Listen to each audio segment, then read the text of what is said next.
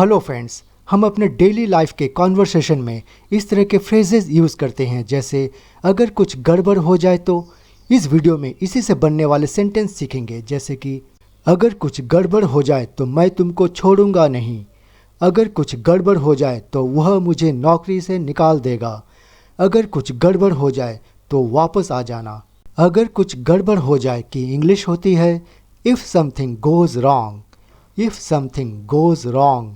इस तरह के सेंटेंस बनाने के लिए सबसे पहले इफ़ समथिंग गोज़ रॉन्ग आएगा, उसके बाद कॉमा और फिर sentence. If something goes wrong को आप सेंटेंस के बाद में भी यूज़ कर सकते हैं। Now we will see some example sentences. First example sentence, अगर कुछ गड़बड़ हो जाए तो मैं तुमको छोड़ूंगा नहीं।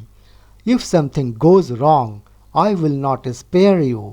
स्पेयर के बदले आप लीव का भी यूज़ कर सकते हैं। If something goes wrong I will not leave you. Next sentence, अगर कुछ गड़बड़ हो जाए तो वह मुझे नौकरी से निकाल देगा। If something goes wrong, he will fire me. Fire यानी नौकरी से निकाल देना। If something goes wrong, he will fire me. अगर कुछ गड़बड़ हो जाए तो वापस आ जाना। Come back if something goes wrong. Come back if something goes wrong. अगर कुछ गड़बड़ हो जाए तो मैं देख लूँगा। If something goes wrong, I will manage it. If something goes wrong, I will manage it. अगर कुछ गड़बड़ हो जाए तो मैं तुम्हें दोष दूंगा। If something goes wrong, I will blame you.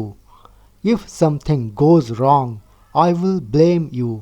अगर कुछ गड़बड़ हो जाए तो तुम मुसीबत में पड़ोगे। If something goes wrong, You will land in trouble. Land in trouble यानी मुसीबत में पड़ना।